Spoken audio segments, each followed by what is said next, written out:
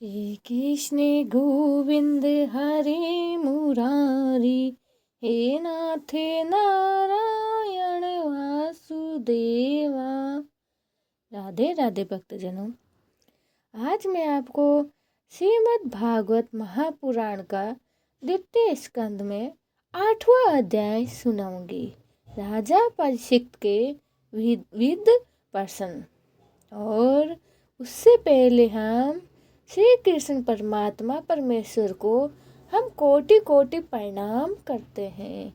उसके बाद श्रीमद् भागवत महापुराण को हम कोटि कोटि प्रणाम करते हैं।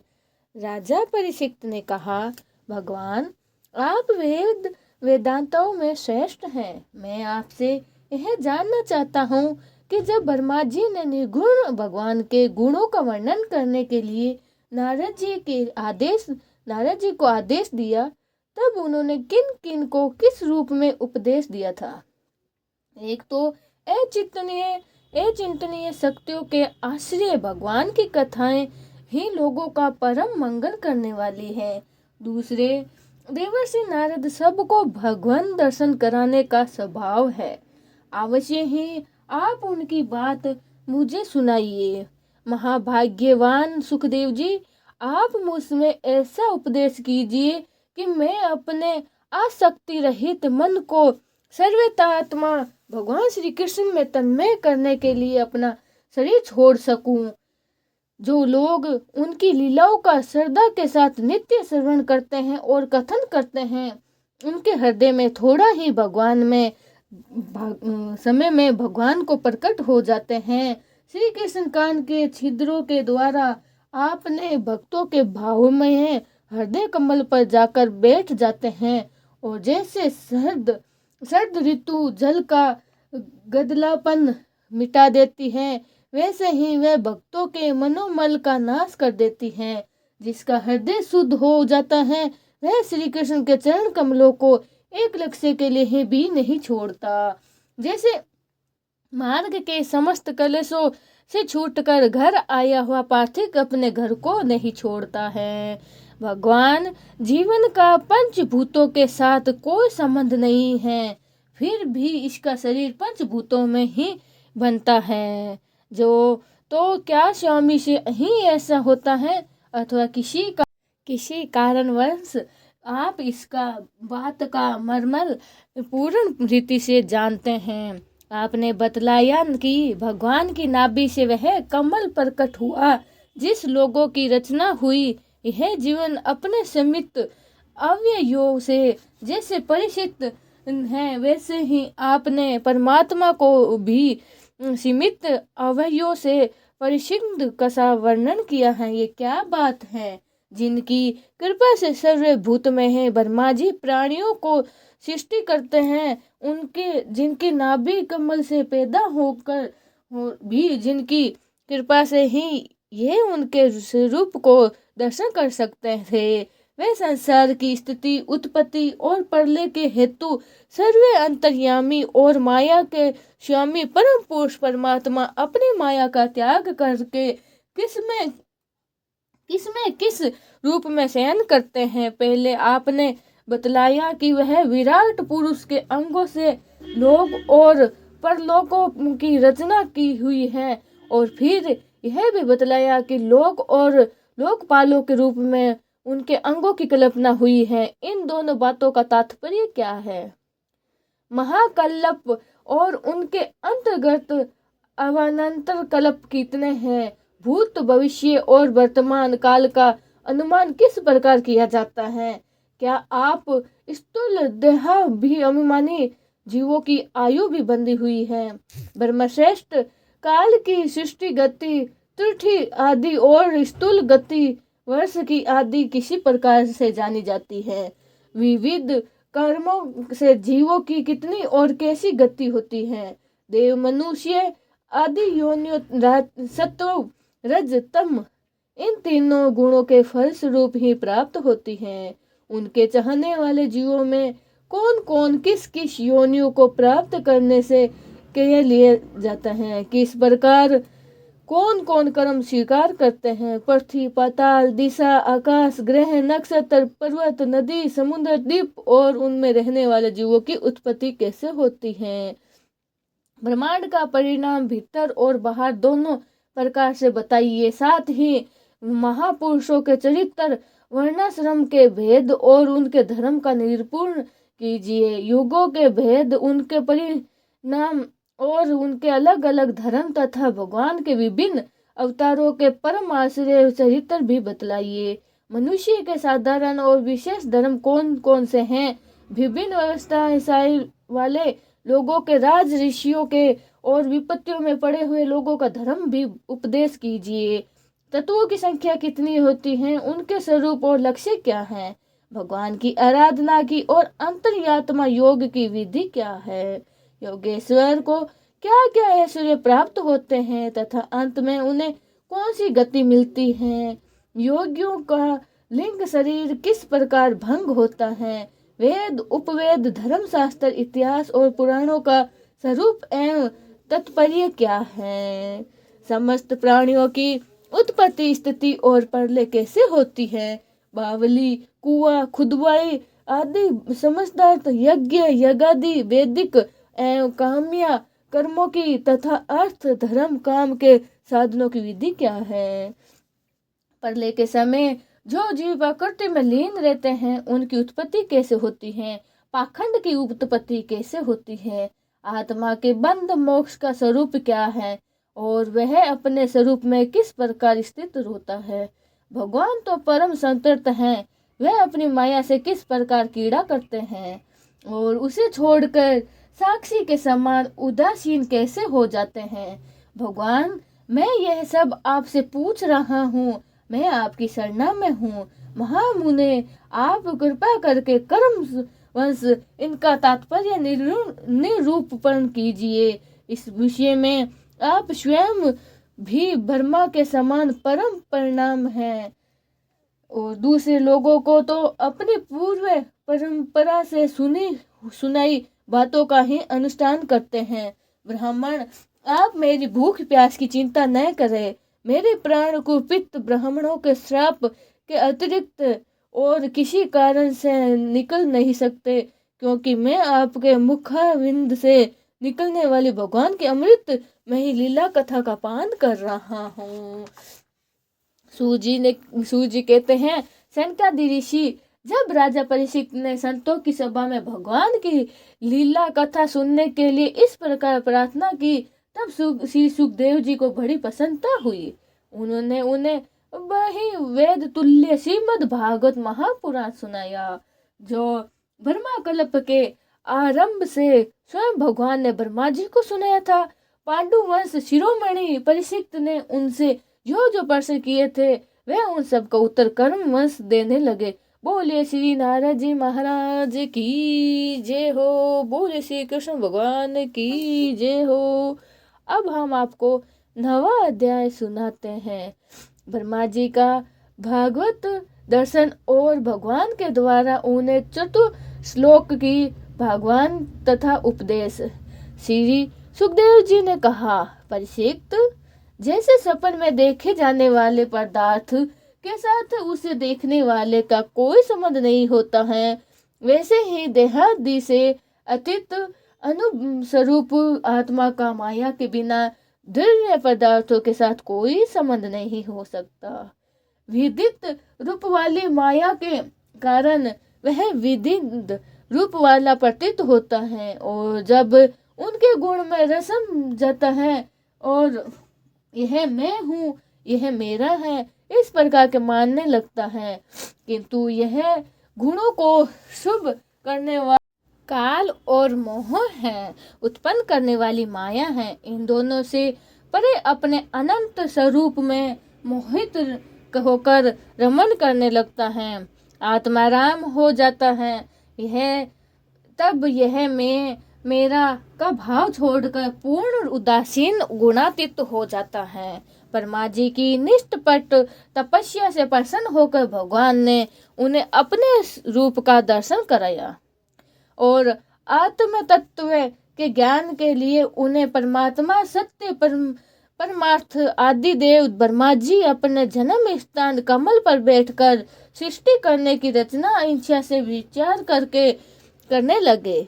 परंतु जिस ज्ञान दृष्टि से सृष्टि का निर्माण हो सकता था और जो सृष्टि व्यापार के लिए वांछनीय है, वह दृष्टि उन्हें प्राप्त नहीं हुई है। एक दिन वह यही चिंता कर रहे थे कि प्रलय के समुद्र में उन्होंने व्यंजनों के 16वें और 21वें अक्षर तय तथा पै को तप तप तप तप करो इस प्रकार 2 बार सुना। परिचित महात्मा लोग इस तप को ही त्याग का धन मानते हैं। यह सुनकर ब्रह्मा जी ने वक्ता को देखने की इच्छा से चारों ओर देखा, परंतु वहां दूसरा कोई दिखाई न पड़ा। वे अपने कमल पर बैठ गए और मुझे तप करने की प्रतीक्षा आज्ञा मिली, ऐसा निश्चय कर और उसी में अपना हित समझकर उन्होंने अपने मन को तपस्या में लगा दिया। ब्रह्मा जी तपस्वियों में सबसे बड़े तपस्वी हैं। उनका ज्ञान अम्बोध है। उन्होंने इस प्रकार एक क्षण सहस्र दिव्य वर्ष पर्यंत एकाग्रत चित्त से अपने प्राण, मन, कर्म इंद्रिय और ज्ञान इंद्रियों में को बस में करके ऐसी तपस्या की जिससे वह समस्त लोगों को प्रकाशित करने में समर्थ हो सके। उनकी तपस्या से प्रसन्न होकर भगवान ने उन्हें अपना वह लोक दिया जो सबसे श्रेष्ठ है और जिससे परे कोई दूसरा लोक नहीं है। उस लोक को किसी भी प्रकार के लेस मोह और बह नहीं है, जिन्हें कभी एक बार भी उनके दर्शन सौभाग्य प्राप्त हुआ है।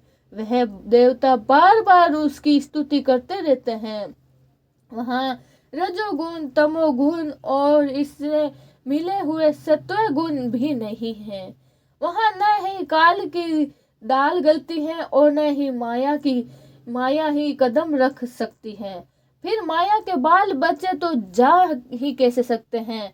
वहाँ भगवान के पार्षद निवास करते हैं, जिनका पूजन देवता और दैत्य दोनों ही करते हैं। उनका उज्जवल आभा से युक्त श्याम शरीर सत्य जल कमल के समान कोमल नेत्र और पीले रंग के वस्त्र वाले शोभायमान है। अंग अंग से राशि राशि सौंदर्य बिखरता रहता है। वह कोमलता की मूर्ति, सभी के 4 भुजाएं एवं वह स्वयं तो अनंत तेजस्वी है। मणि जटिल सुरवर्ण और प्रभामय आभूषण की भी धारण किए रहते हैं। उनकी छवि मूंगे व मणि और कमल के उज्जवल तंतु के समान है। उनके कानों में कुंडल, मस्तक पर मुकुट और कंठ में मालाएं शोभायमान है। जिस प्रकार आकाश बिजली सहित बादलों से शोभायमान होते हैं, वैसे ही वे लोग मनोहर, कामनीय और क्रांति से युक्त महात्मा को दिव्य तेजो में है। विमानों से स्थान स्थान पर सुशोभित होता रहता है। उस वैकुंठ लोक में लक्ष्मी जी सुंदर रूप में धारण करके अपनी विविध विभूतियों के साथ भगवान के चरण कमलों की अनेकों प्रकार से सेवा करती रहती हैं। कभी कभी जब वह भूले पर बैठकर अपने प्रियतम भगवान की लीलाओं का गायन करने लगती हैं, तब उनके सौंदर्य और सुरभि से अनंत में होकर भोरे स्वयं उन लक्ष्मी जी के गुणगान करने लगते हैं। ब्रह्मा जी ने देखा कि उस दिव्य लोक में समस्त भक्तों के रक्षक लक्ष्मीपति, यज्ञपति एवं विश्वपति भगवान विराजमान हैं। सुनंदन, नंदन, प्रबंधन और सहर्ष, हर्ष आदि मुख प्रसाद घन और उन प्रभु की सेवा कर रहे हैं।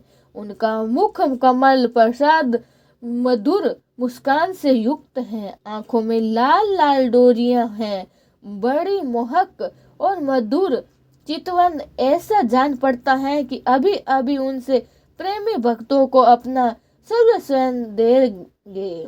सिर पर मुकुट, कानों में कुंडल, कंधे पर पीतांबर जगमगा रहे हैं। वक्ष स्थल पर एक सुनहरी रेखाओं के साथ लक्ष्मी जी विराजमान है और सुंदर 4 भुजाएं वह एक सर्वोत्तम और बहुमूल्य आसन पर विराजमान है। पुरुष प्रकृति, महत्व, अहंकार, मन, 10 इंद्रियां, शब्दादित 5 तंत्र मंत्राएं एवं पंचभूत, ये 25 शक्तियां मूर्तिमान होकर उनके चारों ओर खड़ी है। संग्रम, ऐश्वर्य, धर्म, कीर्ति और ज्ञान और वैराग्य, इन 6 नित्य सिद्ध सर्वभूत शक्तियों से वह सर्वदा युक्त रहते हैं।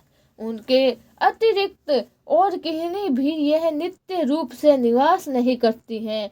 वह सर्वशक्तिमान प्रभु अपने नित्य आनंदमय स्वरूप में ही नित्य निरंतर निर्गम रहते हैं। उनका दर्शन करते ही ब्रह्मा जी का हृदय आनंद के साथ उदय के से लबालब भर गया।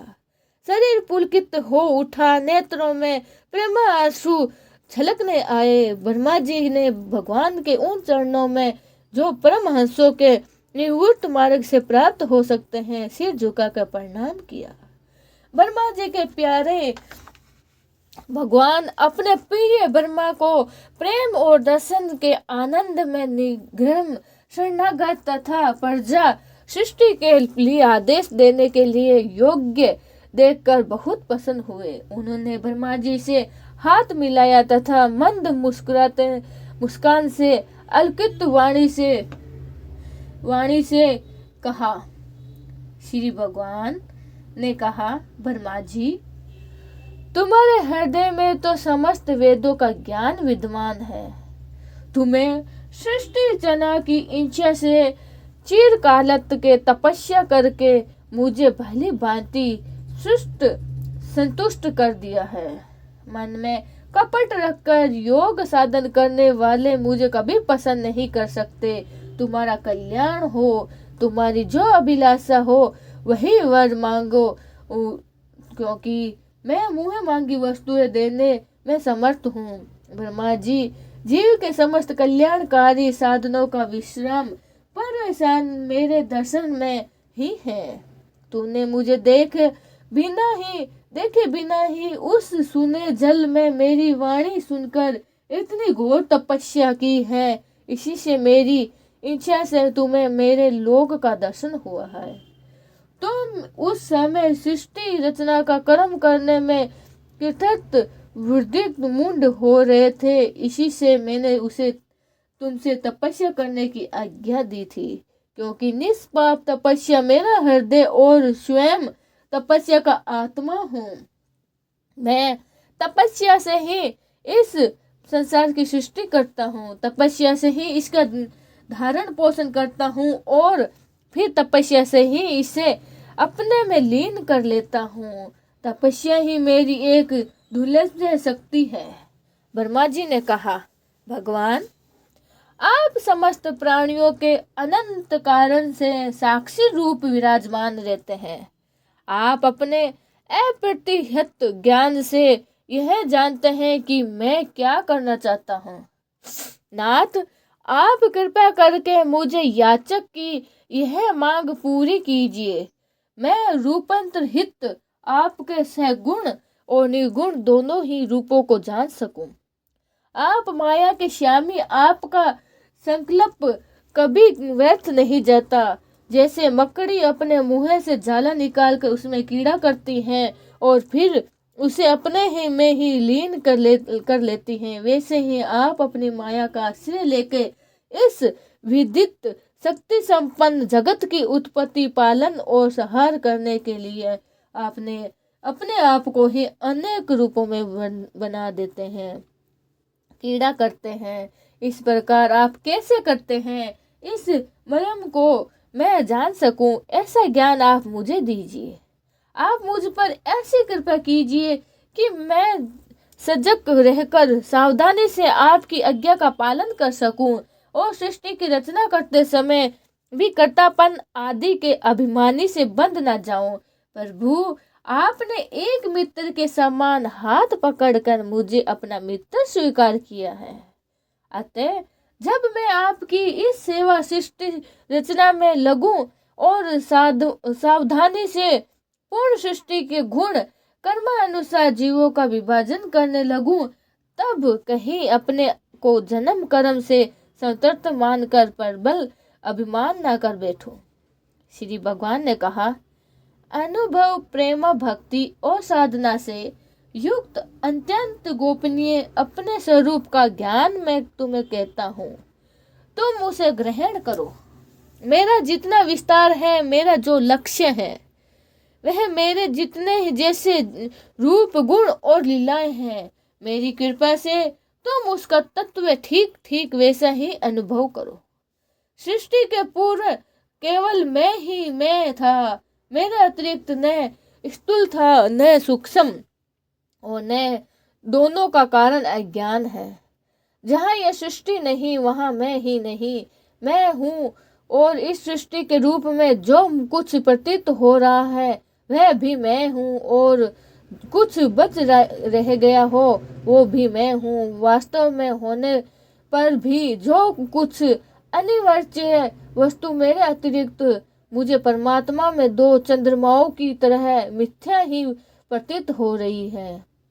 अथवा विद्वान होने पर भी आकाश मंडल के नक्षत्रों में रहु भी भांति जो मेरी प्रीति नहीं होती, इसे मेरी माया समझनी चाहिए। जैसे प्राणियों के पंचभूत स्थित छोटे बड़े शरीर में आकाशवादी पंच महाभूति उन शरीर के कार्य रूप से निर्मित होने के कारण प्रवेश करते हैं, और पहले से ही उन स्थानों और रूपों के कारण रूप से विद्वान रहने के कारण प्रवेश नहीं कर सकते, वैसे ही उन प्राणियों के शरीर की दृष्टि में उनके आत्मा के स्वरूप प्रवेश किए हुए हैं। आत्मा दृष्टि से अपने अतिरिक्त और कोई वस्तु न होने के कारण उनमें प्रविष्ट नहीं हो सकता हूँ।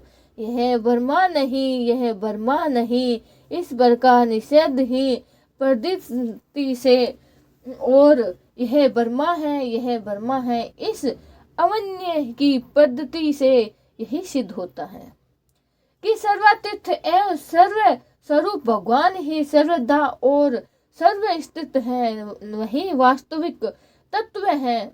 जो आत्मा तथा परमात्मा का तत्व जानना चाहते हैं, उन्हें केवल इतना ही जानने की आवश्यकता है कि ब्रह्मा जी, तुम अविचलन समाधि के द्वारा मेरे ही इस सिद्धांत में पूर्ण निष्ठा कर लो। इससे तुम्हें कल्प में विभिन्न प्रकार की सृष्टि रचना करते रहने के कारण भी कभी मोह नहीं होगा। श्री सुखदेव जी कहते हैं, लोक पितामह है ब्रह्मा जी को इस प्रकार उपदेश देकर अजन्मा भगवान ने उनके देखते ही देखते अपने उस रूप में छिपा लिया।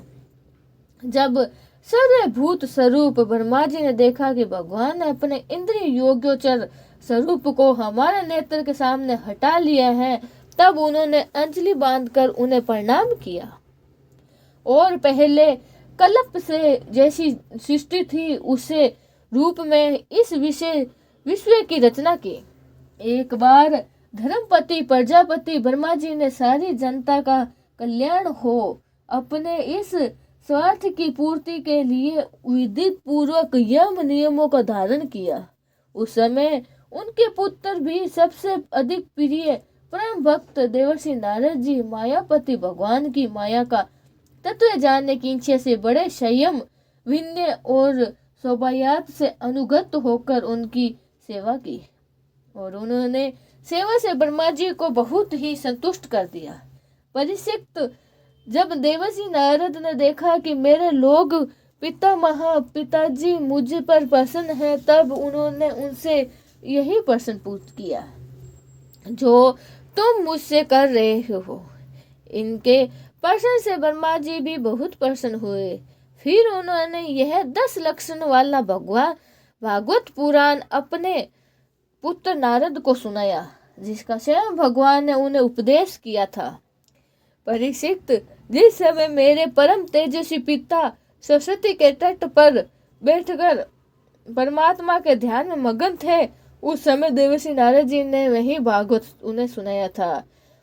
तुमने मुझसे यह प्रश्न किया कि विराट पुरुष इस जगत की उत्पत्ति कैसे हुई और तथा भी जो बहुत से प्रश्न किए थे, उन सब का उत्तर उसी महाभागवत पुराण में के रूप में मैं तुम्हें देता हूँ। बोलिए श्री कृष्ण भगवान की जय हो। हरि शरणम हरि शरणम हरि शरणम हरि शरणम। अब हम आपको 10वां अध्याय सुनाते हैं। भगवत के 10 लक्षण। श्री सुखदेव जी कहते हैं, परीक्षित, इस भागवत पुराण में सर्ग, विसर्ग, स्थान, पोषक, उर्ति, मनंतवंतर, ईर्ष्यानुकथा, निरोध, मुक्ति और आश्रय, इन 10 विषयों का वर्णन है। जो 10वां आश्रय तत्व है, उसी का ठीक ठीक निश्चय करने के लिए कहीं श्रुति से, कहीं तपस्या और कहीं दोनों के अनुकूल अनुभव से महात्माओं और अन्य 9 विषयों की बड़ी सुगम रीतियों में वर्णन किया गया है। ईश्वर की प्रेरणा से गुणों में शोभ होकर रूपांतर होने से जो आकाश आदि पंचभूत, शताब्दी, तंत्र मात्राएं, इंद्रियाएं, अहंकार और महत्व तत्व की उत्पत्ति होती है, उसके सर्ग कहते हैं। उस विराट पुरुष के उत्पन्न ब्रह्मा जी के द्वारा जो भी विभिन्न चराचर सृष्टियों का निर्माण होता है, उनका नाम भी विसर्ग होता है। प्रतिपद नाश की ओर बढ़ने वाली सृष्टि को एक मर्यादा में स्थिर रहने से भगवान विष्णु को जो श्रेष्ठ सिद्ध होता है, उनका नाम स्थान है। अपने द्वारा सुखसित सृष्टि के भक्तों के ऊपर जो उनकी कृपा होती है, उनका नाम पोषण है। मनंतरों से के आदिपति जो भगवत पति और प्रजापति पालन रूप धर्म का अनुष्ठान करते हैं, उसे मंदोदर कहते हैं। जीवों की वे वासनाएं जो कर्म के द्वारा उन्हें बांधने में डालती हैं, उत्पत्ति नाम से कही जाती है। भगवान के विभिन्न अवतारें और उनके प्रेमी भक्तों की विविध अखंडियों के युक्त गाथाएं ईर्ष्या कैसा कथा है। जब भगवान योगी निद्रा स्वीकार करके शयन करते हैं, तब इन जीवन की अपनी उत्पत्तियों के साथ ही लीन हो जाते हैं। जानना निरोध है। अज्ञान, कलिप, कृतक, भौतिक आदि अनाभातक भाव का परित्याग करके अपने वास्तविक रूप परमात्मा में स्थिर होना ही मुक्ति है।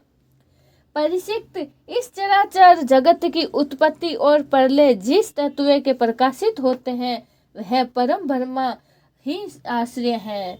शास्त्रों में उसी परमात्मा कहा गया है जो नेत्र आदि इंद्रियों का अभिमान दृष्ट जीव है। वही इंद्रियों के अधिष्ठाता देवता सूर्य आदि के रूप में भी है।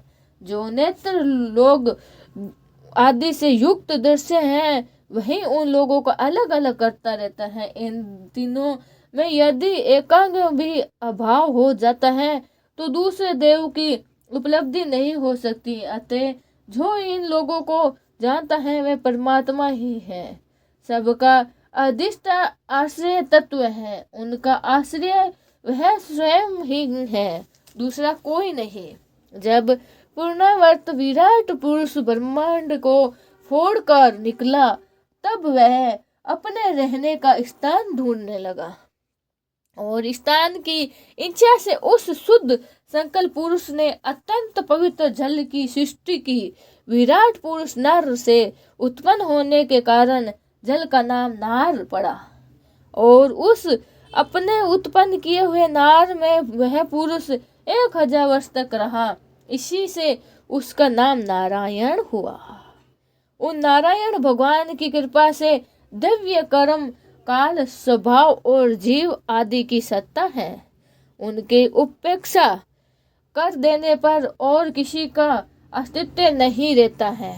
उन अद्वितीय भगवान नारायण के योगींद्रिया से जानकर अनेक होने की इच्छा की है। तब अपनी माया से उन्होंने अखिल ब्रह्मांड के बीज स्वरूप अपने सूर्यमय वीर्य को 3 भागों में विभक्त कर दिया है। अधिदेव, अधिमेव तक, अधिभूत, परिचित विराट पुरुष का एक ही भिन्न 3 भागों में कैसे विभक्त हुआ है, सो सुनो। विराट पुरुष के हिलने डोलने पर उनके शरीर में रहने वाले आकाश से इंद्रिय बल, मनोबल और शरीर बल की उत्पत्ति हुई है। उससे इन राजा सबका राजा प्राण उत्पन्न हुआ है। जैसे सेवक और स्वामी राजा के पीछे पीछे चलते हैं, वैसे ही सबके शरीर में प्राण के प्रबल रहने पर भी सारी इंद्रियां प्रबल रहती है। और जब वह सुस्त पड़ जाती है तब सारी इंद्रियां ही सुस्त हो जाती हैं। जब प्राण जोर से आने जाने लगा तब विराट पुरुष को भूख प्यास का अनुभव हुआ। खाने पीने की इच्छा करते हैं। सबसे पहले उनके शरीर में मुख प्रकट हुआ। मुख से तालु और तालु से रसना इंद्रिया प्रकट हुई। इसके बाद अनेकों प्रकार के रस उत्पन्न हुए जिन्हें रसा ग्रहण कहते हैं। जब उनकी इच्छा बोलने की हुई तब बाक इंद्रिय उनके अधिरुक्त देवता अग्नि और उनका विषय बोलना, ये तीनों प्रकट हुए। इसके बाद बहुत दिनों तक उस जल ही वे रुके रहे। सांस के वेग से नासिक छिद्र के प्रकट हुए। जब उन्हें सूंघने की इच्छा हुई तब उनकी नाक इंद्रियों में आकर बैठ गई और उनके देवता गंध को फैलाने वाले वायुदेव प्रकट हुए। पहले उनके शरीर में प्रकाश नहीं था। फिर जब उन्हें अपने को हाथ दूसरे वस्तुओं को देखने की इच्छा हुई तब नेत्रों के छिद्र, उनका अधिष्ठता का सूर्य और नेत्र द्रव्य प्रकट हो गए। इन्हीं से रूप का ग्रहण होने लगा। जब वेद रूप ऋषि विराट पुरुष को स्तुतियों के द्वारा जगाने लगे तब उन्हें सुनने की इच्छा हुई। उसी समय कान उनकी अधिरुत देवता दिशाएं और इंद्रियों प्रकट हुई। इसी से शब्द सुनाई पड़ता था। जब उन्होंने वस्तुओं को कोमलता, कठिनता, हल्कापन, भारीपन, उष्णता और शीतलता आदि जाननी चाहती थी तब उनके शरीर पर चरम प्रकट हुआ। पट्टी में जैसे जैसे वक्ष निकल जाते हैं उसी प्रकार उस चरम रोहें पैदा हुई और उनके भीतर बाहर रहने वाले वायु भी प्रकट हो गए। स्पर्श ग्रहण करने वाली त्वचा इंद्रिय भी साथ साथ शरीर में चारों ओर लिपट गई। इससे उसे स्पर्श का अनुभव होने लगा।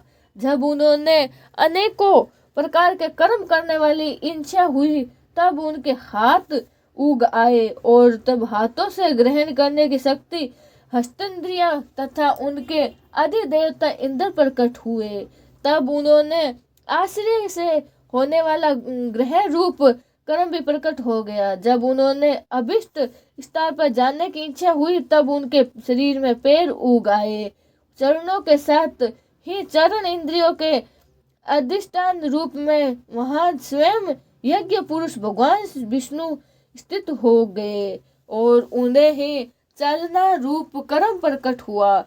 इसीलिए मनुष्य इसी चरणों इंद्रिय से चलकर यज्ञ सामग्री एकत्रित की। संतान, रति और स्वर्ग भोग की कामना होने पर विराट पुरुष के शरीर में लिंग की उत्पत्ति हुई। उसमें उपस्तेंद्रिय और प्रजापति देवता तथा उन दोनों के आश्रय रहने वाले काम सुख का अभिमान हुआ। जब उन्हें मल त्यागने की इच्छा हुई तब गुर्दा द्वारा प्रकट हुआ। तत्पश्चात उसमें वायु इंद्रिया और मित्र देवता उत्पन्न हुए। इन्हीं दोनों के कारण मल त्याग की क्रिया संपन्न होती है।